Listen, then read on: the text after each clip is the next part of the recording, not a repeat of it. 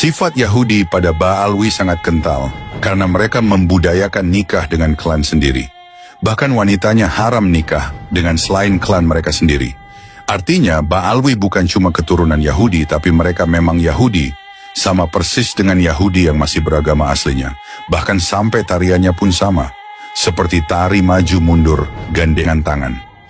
Ba'alwi dari Yaman, tapi tariannya sama persis dengan Yahudi Israel yang berasal dari Eropa. Padahal mereka saling terpisah berabad-abad, tidak membuat budaya mereka berbeda. Sahabat Puja Sumatra, bukti ilmiahnya adalah haplo DNA Ba'alwi G yang pusatnya berada di wilayah Kaukasus, yang merupakan negeri kaum Khazar keturunan Ashkenazi. Sedangkan Ashkenazi adalah keponakan Gog-Magog yang dalam nubuat Alkitab dikatakan, di akhir zaman akan menyerbu tanah Palestina sebelum nanti akhirnya mereka sendiri yang akan hancur.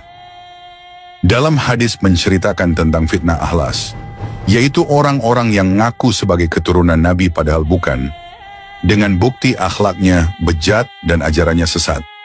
Dalam sejarah, penyesatan masif yang dilakukan kelompok pengaku cucu Nabi itu ialah dinasti Syiah Fatimiyah yang didirikan oleh Ubaidillah, yang berasal dari Yaman dan bergelar Habib Al-Mahdi. Zaman Ubaidillah, Al-Mahdi itu sezaman dengan Ubaidillah Ba'alwi. Berdirinya dinasti Fatimiyah tahun 296 Hijriah atau 909 Masehi. Ubaidillah Ba'alwi lahir tahun 295 Hijriah. Dengan ajaran yang sama pula dan gen yang sama. Patut diduga, si Ubaidillah Ba'alwi itu sebetulnya orang yang sama dengan Ubaidillah Al-Mahdi. Faktanya tidak ada catatan kitab sezaman tentang Ubaidillah Ba'alwi sebagai keturunan Nabi.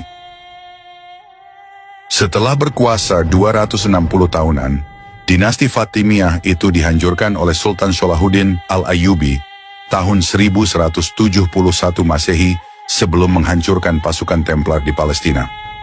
Para Templar itu aslinya adalah orang-orang Yahudi Ashkenazi yang nyamar menjadi Kristen dan berhasil memperdaya Paus Roma dan raja-raja Eropa untuk merebut Palestina.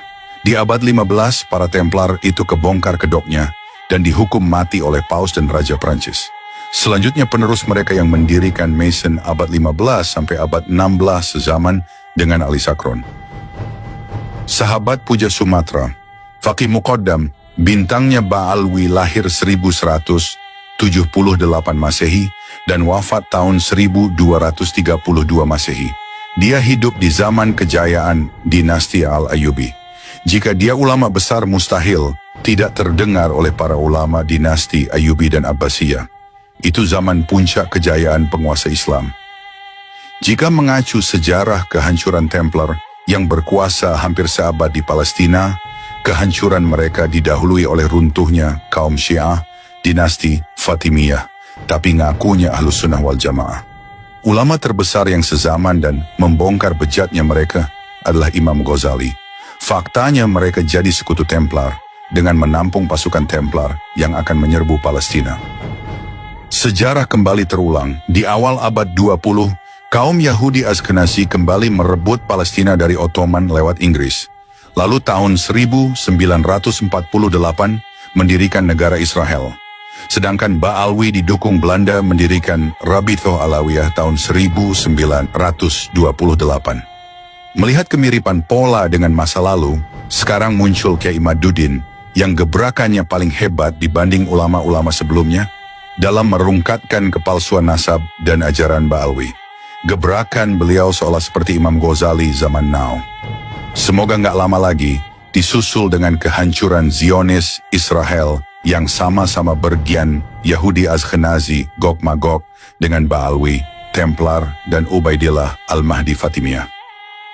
Sahabat sejarah, luar biasa keterkaitan mereka dan kemiripan pola alami yang berulang dari munculnya Israel dan Rabithah Alawiyah yang sezaman mirip seperti Templar dan dinasti Fatimiyah, Mason dan Ali Sakron serta penerusnya.